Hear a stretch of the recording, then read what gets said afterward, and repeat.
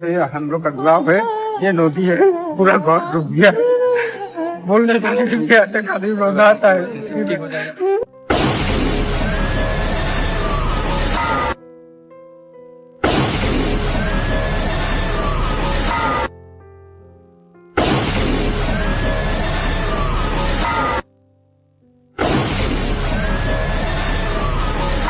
So guys, इस video में तो मैं अपने कॉलेज के बारे में बताने वाला था। बेसिकली मैं कौन सा कॉलेज ले रहा हूँ एंड ऑल।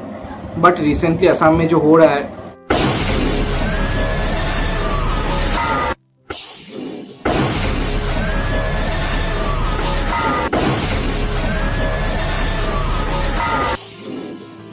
उसके बाद मुझे तो लगा कि मुझे पहले एक वीडियो असम के फ्लड के ऊपर बनाना ही चाहिए। सो बेसिकली इस वीडियो में हम लोग आज असम के फ्लड के बारे में जानेंगे कि व्हाट आर इट्स कॉजेस, फिर इसके इफेक्ट्स क्या क्या हुए, लोगों को कितना हार्म हुआ इससे, फिर गवर्नमेंट ने अपनी तरफ से कौन कौन से रिफॉर्म्स लिए हैं, सेलिब्रिटीज़ ने क्या किया है, एंड मोस्ट इम्पॉर्टेंट क्वेश्चन कि क्या ये फ्लड गवर्नमेंट रोक सकती थी, मतलब क्या ये फ्लड आने से पहले ही गवर्नमेंट इस चीज़ को टाल सकती थी, या फिर लोगों को अलर्ट कर सकती थी, या फिर कुछ ऐसे मेजर्स और भी पहले से लिए जा सकते थे कि लोगों को इतना हार्म हुआ, क्या उस हार्म को कम किया जा सकता था। बेसिकली क्या प्रॉपर्टी लॉसेस एंड और भी बहुत सारी चीज़ें जो लॉस हुई, be it human lifes, animal lifes and everything, क्या उन सब चीज़ों को रोका जा सकता था। इस वीडियो में आज हम लोग इसी चीज़ के बारे में बात करेंगे गाइस। सो गाइस, पहले बात करते हैं इस फ्लड के कॉजेज़ के ऊपर। तो पहली बात तो Assam is one of the most rainy areas in the world. देश के बाकी हिस्सों के मुकाबले असम में सबसे ज़्यादा बारिश होती है, एंड यही एक रीज़न है कि जब भी बारिश होती है असम में फ्लड आता ही आता है। तो ऐसा ही कुछ हुआ था नागालैंड में भी। नागालैंड में अचानक अनसीजनल बारिश स्टार्ट हो गई, बहुत ज़्यादा अनसीजनल बारिश स्टार्ट हो गई। बेसिकली ये एक क्लाउड बर्स्ट था, और इस क्लाउड बर्स्ट की वजह से जो लोकल ट्रिब्यूटरीज थी जैसे कि दिखो, दिसांग एंड झांसी, ये तीनों के तीनों ओवरफ्लो हो गए। और इस ओवरफ्लो की वजह से इनके आसपास के एरिया जैसे कि जोरहाट, शिवसागर, चौड़ाईदेव, गोलाघाट, इन सभी जगहों पर बाढ़ आ गई। वैसे फ्लड का मेन बेसिक कॉज तो ये रेनी सीजन एंड रेन ही है, बट इसके अलावा भी कुछ मिसलेनियस कॉजेस है जैसे कि deforestation end of course poor drainage system. ये भी एक पॉइंट करने वाली बात है। एंड इफेक्ट्स की तो क्या ही बात करें, इस फ्लड की वजह से लोगों ने अपना घर बार खो दिया, किसने अपने बच्चों को तो किसने अपने पेरेंट्स को खोया। नमस्कार, মোৰ নাম বৰষা ফুকন। মই ক্লাছ 9ত পঢ়োঁ কেন্দ্ৰগুৰি হাই স্কুলত। মই স্কুল যোৱাৰ টাইমত ভাত পানী সকলো বনাই মেলি ভাইটি ভণ্টিক খুৱাই মেলি স্কুললৈ যাওঁ। স্কুলৰ পৰা আহি ঘৰৰ সকলো কাম কৰোঁ। कितने भाई बहन है? মোৰ ভাইটি এটা ভণ্টি এজনী আছে। अच्छा, 2 भाई बहन और हैं। आपकी उम्र कितनी है? মোৰ উমৰ 15 বছৰ, और बहन की? 12 বছৰ, ভাইটি ভৰ 8 বছৰ। अच्छा, तो आपका घर सामने है वहाँ पे? हाँ। तो घर में तो कुछ सामान बचा नहीं है, सब बाढ़ में वो हो गया? নাই, अच्छा, तो पढ़ाई आगे और पढ़ाई करना है आपको? আগত পঢ়িম আৰু। एंड जानवर का भी अलग मुसीबत में है। कुछ जानवर पानी में डूब के मर गए, तो कुछ जानवर खाने पीने की कमी की वजह से भूख से मर गए। কাণখন একদম হেৰি হৈছে, ই উশাহ পোৱা নাই, ই উঠিব, ই অশান্তি পাইছে। উঠাই দিয়ক।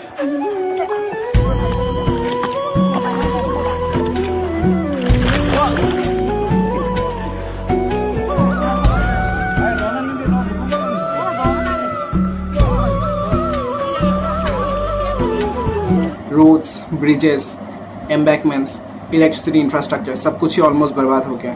लोग अपने घर छोड़कर रेस्क्यू कैंप्स में चले गए। बच्चों के ज़मीन पे किताबें रख के सुखाने के क्लिप्स बाहर आ रहे हैं।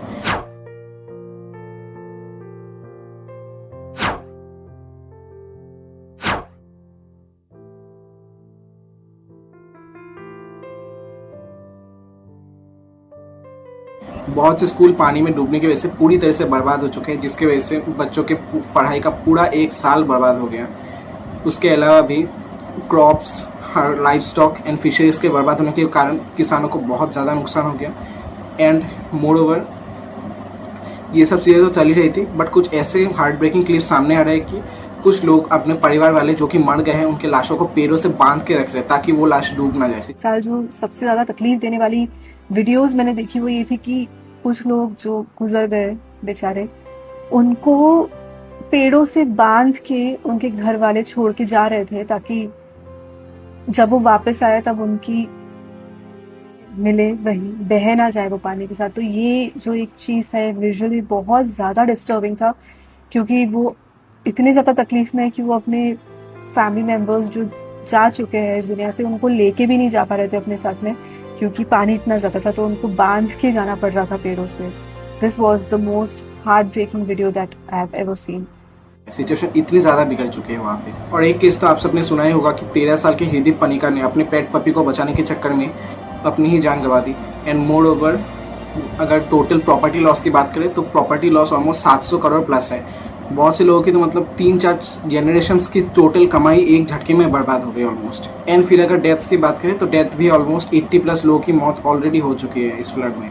सिचुएशन तो बहुत ख़राब है, बट ऑफ कोर्स लोग मदद के लिए आ रहे हैं। ऐसे में बहुत सारे सेलिब्रिटीज़ आ गया है, लोकल लोग तो मदद कर ही रहे हैं, बट बहुत सारे सेलिब्रिटीज़ उनमें से आ गया है। एंड सो एक एक करके उनके कॉन्ट्रीब्यूशंस के बारे में भी थोड़ा जानते हैं। सो पहले सलमान खान सर ने अपने बीइंग ह्यूमन एसोसिएशन के साथ एक लॉन्ग टर्म इनिशिएटिव लिया है to provide food and essentials to the flood affected people and to build 500 houses. उन्होंने बेसिकली 500 घर बनाने का इनिशिएटिव लिया है to provide houses to the homeless people जिनके घर वगैरह फ्लड में बर्बाद हो गए। और उन 500 घरों में से 220 घर उन्होंने ऑलरेडी बना भी लिया है। और कार्तिक आर्यन सर ने भी 1 CR+ का डोनेशन किया था।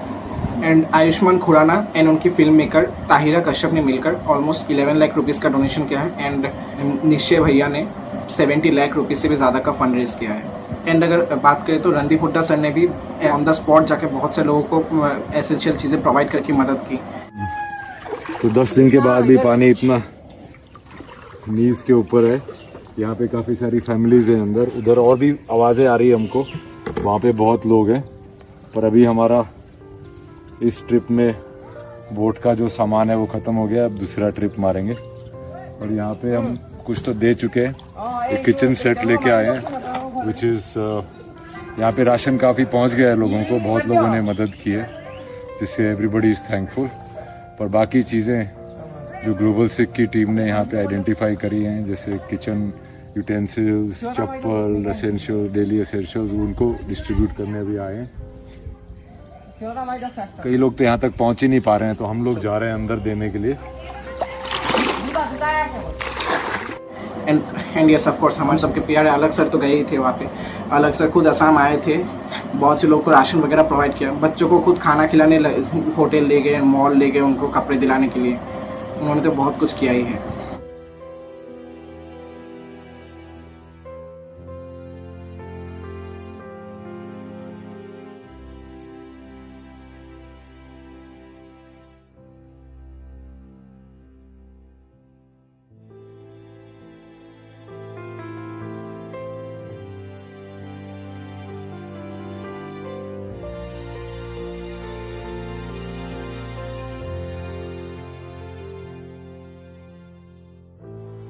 मम्मी पेरनाकर मैम ने भी लोगों को घर घर जाके बहुत सी चीज़ें, खाने पीने की चीज़ें, बाकी एसेंशियल चीज़ें डोनेट की है।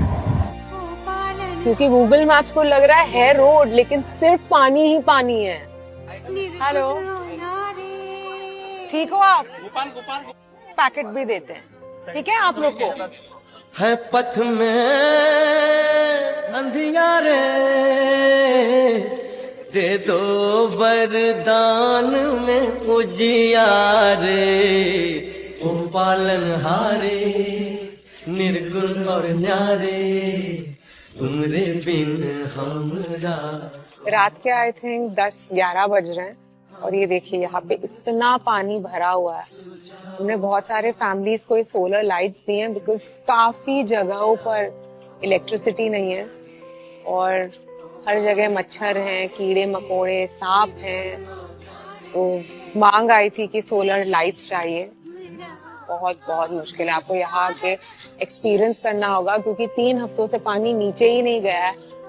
इसके अलावा और भी बहुत से सिलेब्स, जैसे कि हमारे अपने आसाम के पापन sir and Guru Randhawa sir ने भी बहुत कुछ डोनेट किया। एंड फिर उन्होंने नहीं, और भी बहुत सारे सिलेब्स आ गए लोगों की मदद के लिए। एंड पर्सनली मैं तो बहुत ज़्यादा बिजी था, बट फिर भी मुझसे जितना बन पड़ा उतना मैंने किया। अब बात करते हैं गवर्नमेंट ने लोगों की मदद के लिए क्या क्या किया। तो सबसे पहले गवर्नमेंट ने NDRF, SDRF and local authorities के थ्रू लोगों को रेस्क्यू कैंप्स तक पहुँचाया, जहाँ पे उनको fresh drinking water, food, medical treatment, sanitary napkins and बाकी एसेंशियल्स प्रोवाइड की गई। इनफैक्ट वहाँ पे बेबी फूड भी डिस्ट्रीब्यूट किया गया था गवर्नमेंट की तरफ से। मोरओवर फाइनेंशियली हेल्प करने के लिए फ्लड विक्टिम्स को गवर्नमेंट ने उनके लिए 6 मंथ लोन रीपेमेंट मोरेटोरियम भी अनाउंस किया। एंड ऑफकोर्स सेंटर की तरफ से भी असम गवर्नमेंट को सपोर्ट एश्योर किया गया था। अब एक इम्पॉर्टेंट पॉइंट पे डिस्कशन करना बहुत ज़रूरी है कि हम सबको पता है कि मैंने पहले भी ऐसे बताया कि असम वर्ल्ड के one of the most rainy areas में आता है। मोरओवर असम में पानी निकलने का कोई जगह नहीं है, तो फ्लड तो होता ही है। एंड असम में हर साल बारिश होती है, हर साल फ्लड होता है। कभी कभार बारिश हद से ज़्यादा होती है, जैसे कि इस साल क्लाउड बर्स्ट हो गया तो फ्लड भी हद से ज़्यादा हो गया, एंड तब लोगों को पता चला। बट हम लोग यहाँ पे हमको पता है कि हर साल ही फ्लड आता ही आता है। कभी कभार बहुत ज़्यादा आता है, जैसे मुझे आज भी याद है क्लास 1 में भी ऐसा आया था, बहुत ज़्यादा ऐसे ही फ्लड आया था, लोगों के घर उजड़ गए एंड सब कुछ हो रहा था यहाँ पे।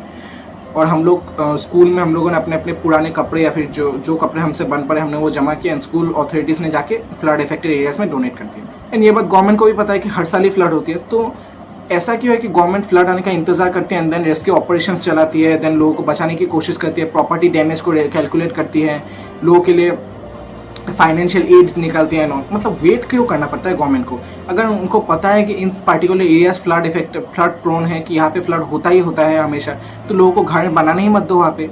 अगर उनको पता है कि इन सब जगहों पे खेती करके फ़ायदा नहीं है, फ्लड होगा तो सब कुछ बर्बाद हो जाएगा, लोगों को लॉसेस होगा, तो किसानों को वहाँ पे खेती करने ही मत दो पहले से, क्योंकि करके भी क्या फ़ायदा होता है, जब लॉस होना होता है तो हो ही जाता है। एंड इस साल ज़्यादा हो इसलिए पता चला, बट फ्लड तो हर साल ही होता है। खेती को लॉस करने के लिए थोड़ा बहुत भी एनफ होता है फ्लड को, खेती वगैरह बर्बाद करने के लिए, तो हर साल यहाँ पे होता है, हर साल बर्बाद होता है। तो इससे अच्छा मत ही करने दो, प्रिकॉशंस में ले लो ना। मतलब गवर्नमेंट का मेन फोकस कभी प्रिकॉशन पे क्यों नहीं जाता कि हम लोग प्रिकॉशन ले लें कि फ्लड इफेक्टेड फ्लड हो भी जाए, अगर फ्लड को रोका नहीं जा सकता, अगर फ्लड हो जाए तो कैसे लॉसेस को मिनिमाइज कर जाए, कैसे कुछ करोड़ों की प्रॉपर्टीज कम लॉस हो, कुछ लोगों की जान कम जाए, कुछ लोगों का पढ़ाई का जो साल बर्बाद है वो सब का हिसाब कौन देगा?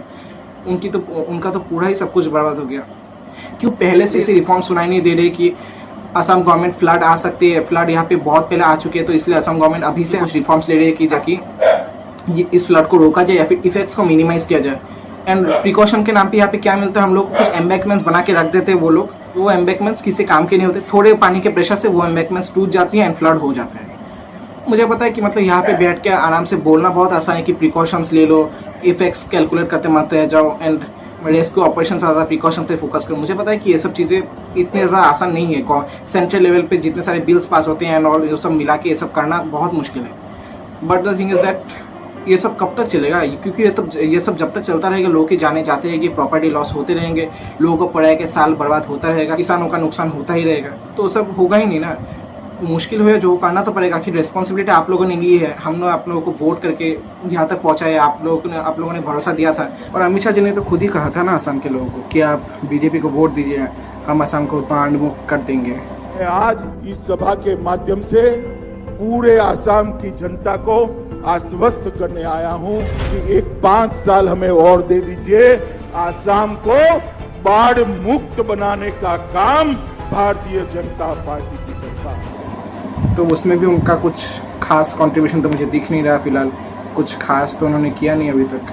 बहुत साल हो गए, अभी तक फ्लड रुक नहीं रहा है, फ्लड रुकेगा नहीं, बट इफेक्ट्स मिनिमाइज भी नहीं हो रहे। चल क्या रहा है पता नहीं, बाहर से दूर देश से लोग आके लोगों को हैंड टू हैंड खाना वगैरह डोनेट कर रहे हैं, लोगों को डिस्ट्रीब्यूट कर रहे हैं, बट हमारे खुद के असम गवर्नमेंट या फिर इंडिया की गवर्नमेंट ने खाना हेलीकॉप्टर से फेंका, जो कि पानी में गिर के वैसे भी खाने लायक नहीं होता। ऊपर से जब मतलब अगर खाना पानी में नहीं भी गिर रहा था तो भी खाना सड़ा हुआ ही था ऑलमोस्ट। लोगों को सरकार की तरफ से जो खाने के पैकेट्स दिए गए थे वो खाना ही खराब था, क्योंकि इन्हें सीधे बाढ़ के पानी में फेंक दिया गया।